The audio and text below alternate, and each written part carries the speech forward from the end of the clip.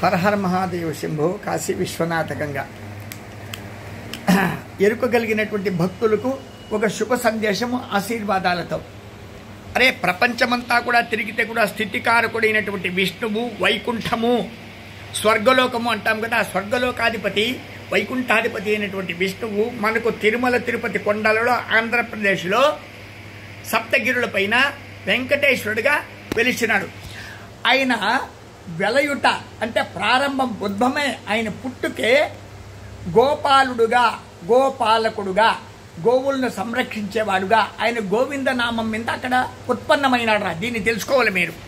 ప్రపంచంలో ఏ రాజైనా, ఏ మంత్రి అయినా, ఏ జడ్జి అయినా, ఏ న్యాయాధిపతి అయినా మీరు మొట్టమొదటిగా తెలుసుకోవాల్సింది కొండ మీద శ్రీనివాసుడు ఎందుకు ఉద్భవం అయినాడు అంటే గోవులను సంరక్షించేదానికి, గోపాలకులను కాపాడని. తన గోపాలకుడిగా వచ్చి గడ్డపారతో దెబ్బతిన్నాడు. పుట్టలో ఉండేటువంటి శ్రీనివాసుడికి దెబ్బ తగిలితే గోపాలకులు యాదవులే వచ్చి మొట్టమొదటిసారిగా దేవాలయం వాకలు తీసేటువంటి ఒక ఆద్యత బాధ్యత ఉంది. ఇప్పుడు కూడా అర్థమైన అవన్నీ మార్చేసి వచ్చేటువంటి మినిస్టర్లు, ఐఏఎస్లు, ఐపీఎస్లు అర్థమైన ఈ మెటల్ డిటెక్టివ్లు పట్టుకుని అర్థమైన గుద్దలో నరాలు చిక్కిపోయేట్టుగా ఉంటే అర్థమైన ఫుల్ సూట్ మీద వేసుకుని మీరు భగవంతుని దగ్గర ఉండేటువంటి పూజారులను, భగవంతుని దగ్గర ఉండేటువంటి స్వామీజీలను గుద్దకు గోచి లేకుండా తపస్సు చేసుకుని ముక్కు మూసుకుని ఒక ఏదో నారాయణ, రామకృష్ణ అనుకునేటువంటి వాళ్ళని ఏం పరీక్షలు చేస్తారు మీరు?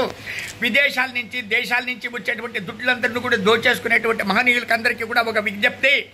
అక్కడ డబ్బులు ఇచ్చి ఒక వెంకటరమణ స్వామికి తనమన ధన ప్రాణాలన్నీ సమర్పించేటువంటి భక్తులు కూడా ఒక విజ్ఞప్తి.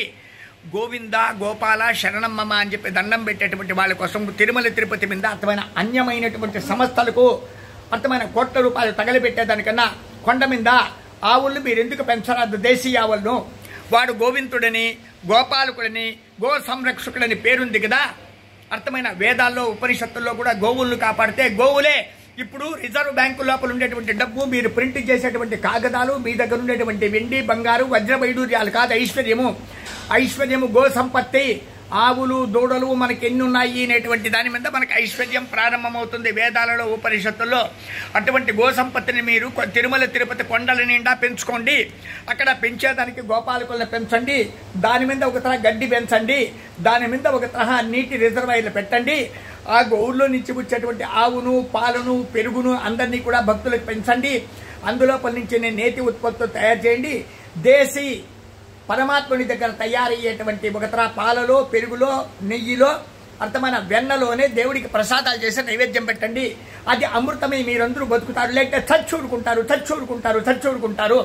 భారద్వాజ ఆశ్రమ సంస్థాపన చేసుకునేటువంటి కుటీరంలో నేను రామకృష్ణ అని చెప్పి ఏదో వేదాలను సుమారుగా నేర్చుకునేటువంటి వాడై, అందరికీ ధర్మ ప్రచారం చేసేటువంటి వాడై, నేను కాశీలో ఉంటాను, కాశీవాసిగా, వారణాసివాసిగా అందరికీ కూడా ఏమైనా చెప్పేదంటే అందరికీ ఆశీర్వాదాలు తీసుకోండి.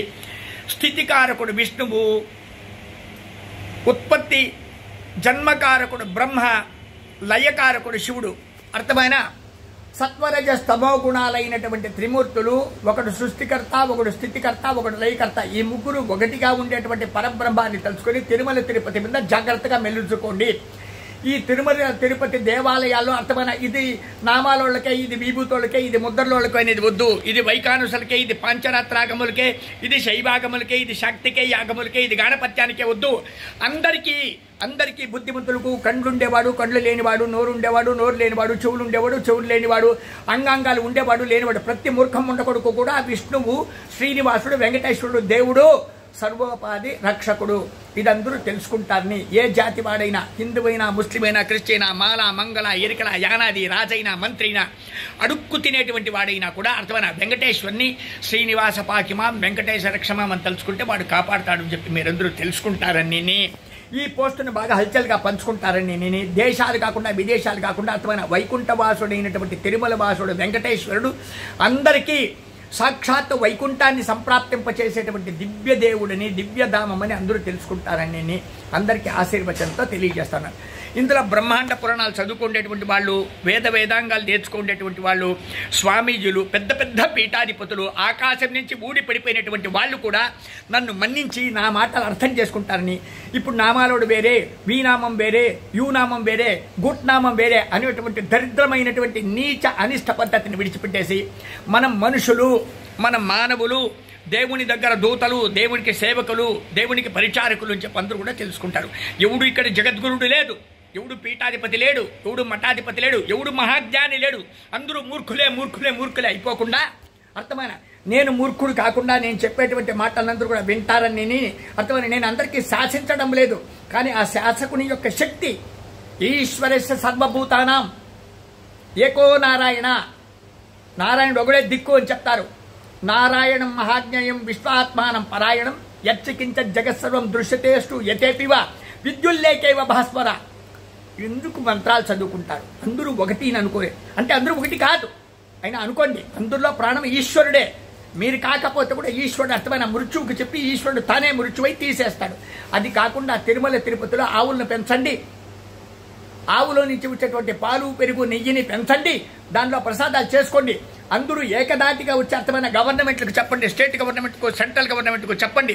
విదేశీయుల తుత్తుల దరిద్రం కొండకొడుకుల యొక్క పాలన మనకొద్దు. స్వదేశీ పాలన, స్వధర్మ పాలన, ధర్మ పాలన అందరికీ కావాలని చెప్పి ఏకదాటిగా అరవండి. ఓం నమో నారాయణాయ, ఓం నమో భగవతే వాసుదేవాయ. నేను సుధాకర్ స్వామీజీ. నా నంబర్ 9343797339 నంబర్. నా number mobile number. Hello hello అనకూడదు, హరహర మహాదేవ అనాలి. 9343797339 నంబర్కు భిక్షం పెట్టవచ్చు, దండం పెట్టవచ్చు. తిరుమల తిరుపతి దేవస్థానమే కాకుండా భారతదేశంలో అర్థమైన ఏదే ధార్మిక ధర్మ సంస్థల్లో ఉంటే కూడా అందరూ ఒకటయ్యి ధర్మంగా న్యాయంగా మనకు వేదాలు ఉన్నాయి డీటెయిల్స్, ఉపనిషత్తులు ఉన్నాయి డీటెయిల్స్. ఈ వేదాలకు 4 వేద పురుషులకు మనకు 4 పీఠాధిపతులు ఉన్నారు. ఈ 4 పీఠాధిపతులు కూడా సాక్షాత్ ఈశ్వరుని యొక్క భక్తులు, సేవకులు. ఈశ్వరుని సేవకులే తప్ప అర్థమైన వాళ్ళు దుర్మార్గంగా ఆలోచన చెయ్యరు, వాళ్ళు చెయ్యకూడదు. కాబట్టి ఈ 4 పీఠాధిపతులు కూడా ఒక దారికి వచ్చి తూర్పు పడమర ఉత్తర దక్షిణం వేరు కాదని సాక్షాత్ సర్వేశ్వరుని యొక్క దాసానుదాసులమని అన్ని ధార్మిక సంస్థల్లోనూ ధర్మం నడిచేటట్టుగా అందరూ కలిసికట్టుగా మీరు పాలకులయ్యి ప్రజలకందరికీ కూడా ఆశీర్వాదం చేయమని చెప్పి స్వామీజీలకు అనేక కోట్ల ఆత్మ నమస్కారాలతో నమస్కారం చేసి వినంతిస్తా ఉన్నాను. అధికారులకు ఆల్టిమేషన్ చెప్తా ఉన్నాను, భక్తులందరికీ కూడా ఆశీర్వాదంగా చెప్తా ఉన్నాను. భారద్వాజ కుటీరం నుంచి అందరూ కూడా అర్థమైన ఒక తిరుమలలో వచ్చిండేటువంటి ఈ దుమారాన్ని అర్థమైన ఇక్కడికి ఆపి అందులో తప్పు చేసిండే వాళ్ళని పట్టుకుని తక్క శిక్ష చేసి వాళ్ళని ఉరి తీసేయండి. ఎక్కడ తప్పు చేసినా వాళ్ళని ఉరి తీసేసి వీడియోలు తీసి అందరికీ ప్రచారం చేయండి. ధర్మానికి తొందర చేస్తే వీళ్ళని ఇట్లా ఉరి తీసేస్తాం, వీళ్ళని చంపేస్తాం, వీళ్ళని అర్థమైన జైల్లో పెట్టి మేపము అని చెప్పి అర్థమైన దొంగముండా కొడుకులను ఉరి తీసేయండి. అధికారులను ఉరి తీయమని, గవర్నమెంట్కు ఉరి తీయమని చెప్పి అర్థమైన స్వామీజీలు, పీఠాధిపతులు, మఠాధిపతులు అందరూ ఒక్కదాటిగా చెప్పండి. పీఠాలు వేరు, మఠాధిపతులు వేరు, నామాలు వేరు, విభూతి వేరు, అర్థమైన కుంకుమ వేరు, గంధం వేరు అని ఇట్లా బుద్ధి పెట్టుకోబండి. ధర్మ సంస్థాపనలో దాదాపుగా అందరు బుద్ధిమంతులు ఒకటే. అధర్మ పాలకులకు విరోధంగా ధర్మ పాలకులు విచక్షణగా అర్థమైన ఖచ్చితంగా గవర్నమెంట్లనే మనం శాసించవచ్చు, పోలీసులను మిలిటరీని మనం శాసించవచ్చు, మంత్రులను ముఖ్యమంత్రులను రాజులను కూడా మనం శాసించవచ్చు అని తెలుసుకుని అందరూ కూడా పరమేశ్వరుని కృపక పాత్రలు అవుదాం. హరహర మహాదేవ శంభు కాశీ విశ్వనాథ గంగే. ప్రసాదాలు అమృతాలు మలమూత్రాలుగా నాశనం చెయ్యబాకండి దేవుణ్ణి, ప్రసాదాలను. జాగ్రత్త జాగ్రత్త జాగ్రత్త. మహాదేవ శంభు కాశీ విశ్వనాథ గంగా. శుభం భూయత్త నాయనలారా.